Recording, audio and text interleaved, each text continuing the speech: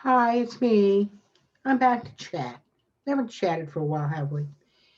Well, I don't know about you, but this isolation that we've been forced into because of circumstances beyond our control has been a bit taxing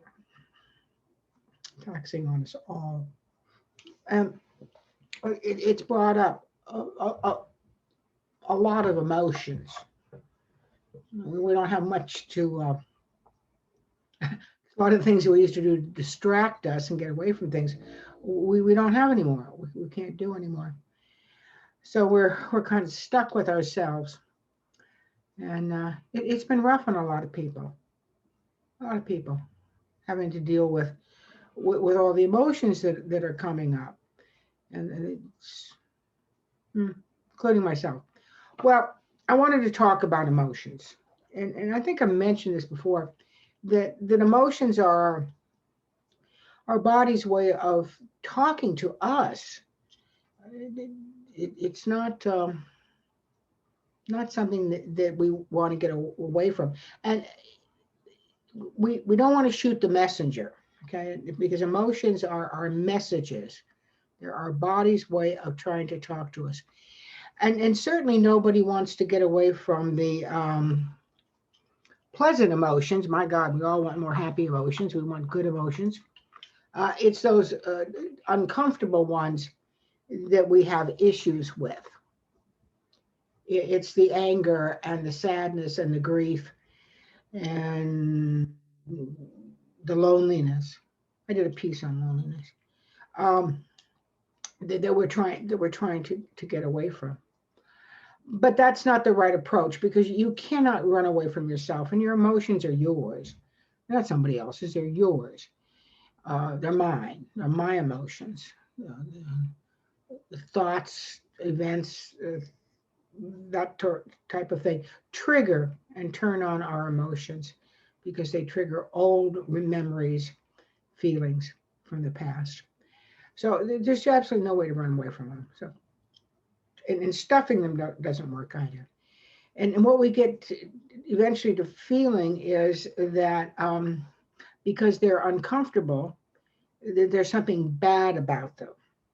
And when there's something is bad, then we have a tendency to feel guilty or ashamed. And God knows guilt needs to be punished. So then we start punishing ourselves for feeling these negative emotions and that there's something wrong with us. Society is great at telling us, oh, you need to be happy. Look at all those commercials on the television, okay? Everybody's dancing. Ooh, ooh, ooh. Lunatics. That's what who the hell goes around dancing all the time? I mean, I do. I dance. It's good. It's good exercise.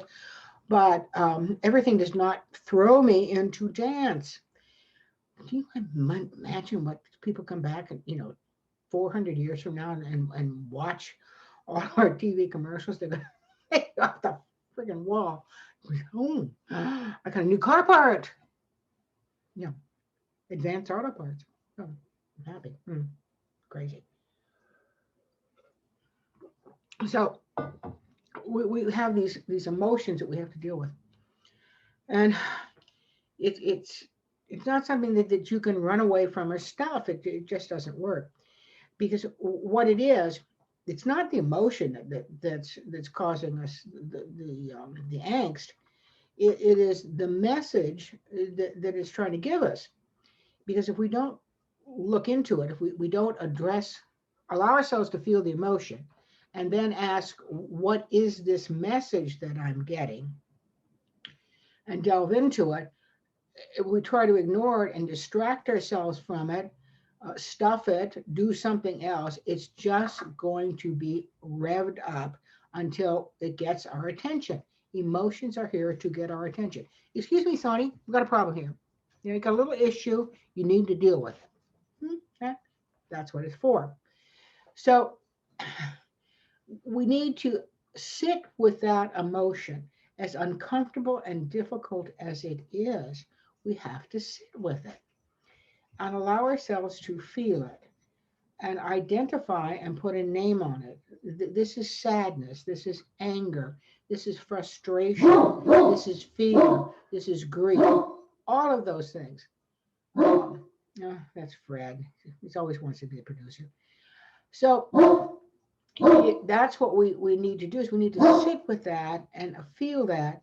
And when we identify what it is, such as anger, then we ask ourselves, what am I afraid of?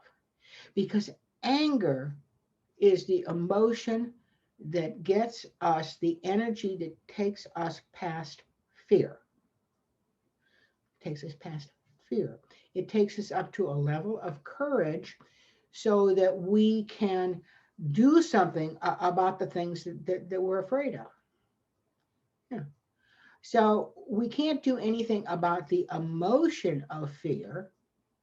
We can try and stuff it, ignore it, run away from it, but it's still going to be there. That's how you end up with long-term anxiety problems. It's going to be there because you're not addressing what is causing that, why you need to have that fear. You take the fear and you ask yourself, what am I afraid of? Really, what am I afraid of? And you keep, and when you come up with something and that I'm afraid I'm going to lose my job. What's going to happen if you lose your job? Well, I'm afraid I'm not going to have enough money. I'm afraid of this. And then you ask yourself, what can I do about that? You're afraid you're not going to have enough money. Are you doing something to put money in the bank? Can you get a second job?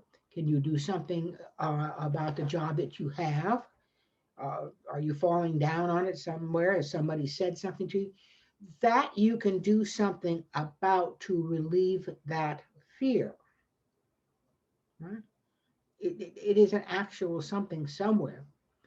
Um, I'm afraid I'm not good enough. Why aren't you good enough? What are the things that are coming up that are telling that you're not enough? And go over those. Are those true? You have to go to the core of the message. Loneliness, as previously discussed. It's not that we're alone, it's what we're looking for is intimacy. How do we put that in our life? What can I do to find more intimacy in my life? Who can I talk to? Who can I work with? How can I be more vulnerable so I can feel close to somebody? That's what you have to do.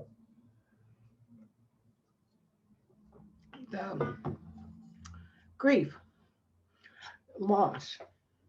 Grief is about loss. And so, what have you lost? Is it a person, a relationship, an object? What did that mean to you?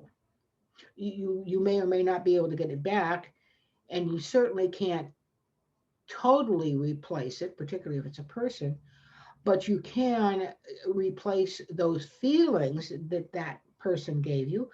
Maybe it's a sense of security, maybe it was intimacy, maybe it was feeling of being safe. Then you can go about finding other things to replace that loss with. Not going to totally replace the person, but it will replace what that person gave to you. Makes sense? It works. It really does. Because most of the time we're not dealing with the real problem. We're trying to get rid of that feeling. Well, you can't get rid of the feeling. You have to get rid of the problem itself. And in order to do that, you've got to sit with those emotions. Hard. I'm not telling you it's not hard. Really hard. But once you do that for a while, you're going to be able to do it quickly. Because you practice anything, you hopefully you get better at it. And so when those feelings come up, the sadness or the grief or the fear or the anxiety, you quickly go through to finding out what it does, and then you are able to find a method to help you with that.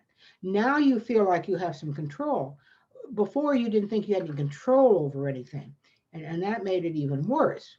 But now you can put a plan together that you can work at and help you fulfill those needs that message is telling you that you had. Make sense? I didn't say it was easy. If it was easy, hell, I wouldn't have to be talking to you about it. But it can be done. Definitely can be done. A lot of people have done it. It takes a little time. It takes practice. You have to be willing to accept who and what you are. There are some techniques that can be helpful to do this with, because sometimes it's very scary and you may need some help with it, but you can do something about it. You have to take action, particularly for those that are suffering from a depression. That one is that one is hard to work with, but it's not impossible. But you have to take some kind of action, and you have to identify what the problem is in order to take that action, and then be willing to do it. Uh, I got some techniques that'll help if you can't figure it out for yourself.